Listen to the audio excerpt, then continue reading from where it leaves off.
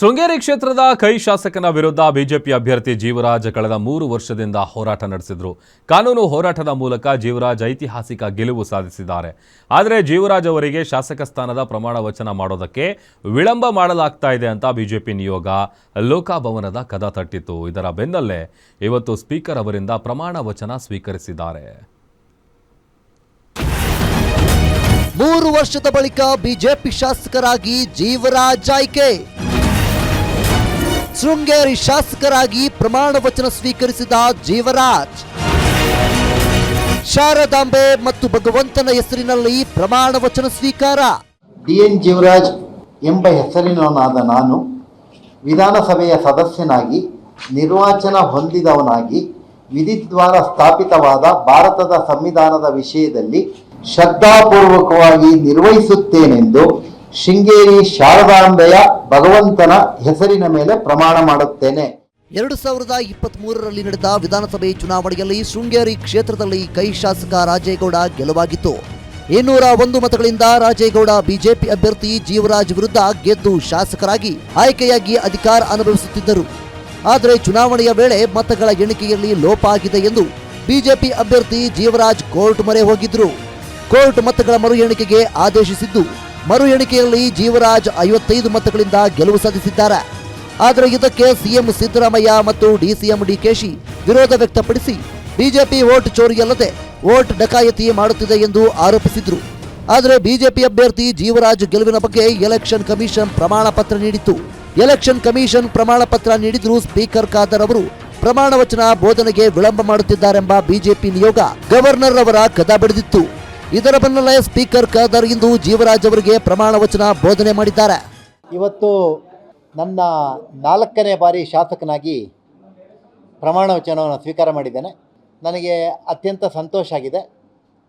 3 ವರ್ಷಗಳ ಸತತ ಹೋರಾಟದ ನಂತರ ಇವತ್ತು ನಾನು ನ್ಯಾಯಾಲಯದ ಅಲ್ಲಿ ನ್ಯಾಯ ಕೊಟ್ಟಿದ್ದರಿಂದಾಗಿ ನಾನಿವತ್ತು ಶಾಸಕನಾಗಿ ಆಯ್ಕೆಯಾಗಿ ಪ್ರಮಾಣ ವಚನ ತಗೊಂಡು ಬಂದಿದ್ದೇನೆ.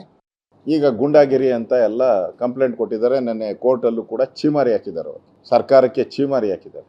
ಅಂದರೆ ಇಲ್ಲಿ ಕಳ್ತನ ಮಾಡಿರೋದು ಕದ್ದಿರೋರು ಕಾಂಗ್ರೆಸ್ ಅವರು ಒಂದು ರೀತಿ ದರೋಡೆಕೋರ ರೀತಿ ಮಾಡಿದ್ದಾರೆ.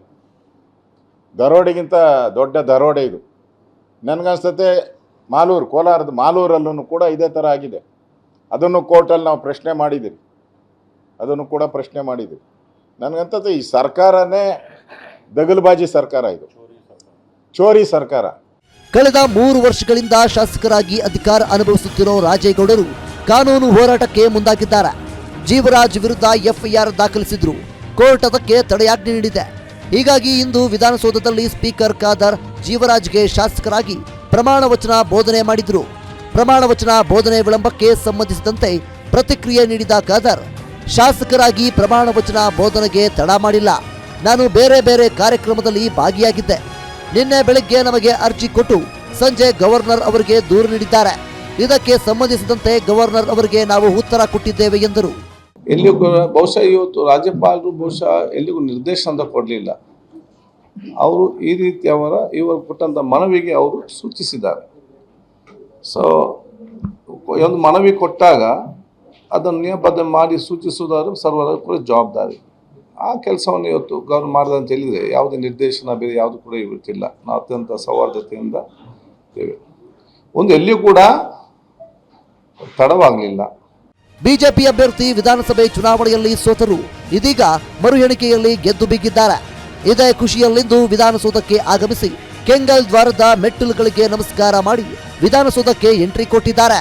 ಕಳೆದ 3 ವರ್ಷಗಳ ಹೋರಾಟಕ್ಕೆ ಜಯ ಸಿಕ್ಕಿದ್ದು ಬಿಜೆಪಿ ನಾಯಕರಿಗೆ ಸಂತಸ ತಂದಿದ್ದು, ಕಾಂಗ್ರೆಸ್ ಮುಂದಿನ ಹೋರಾಟ ಹೇಗಿರಲಿದೆ ಅನ್ನೋದನ್ನ ಕಾದು ನೋಡಬೇಕಿದೆ. Durgesh Nayak, political bureau, Guarantee News, Bengaluru.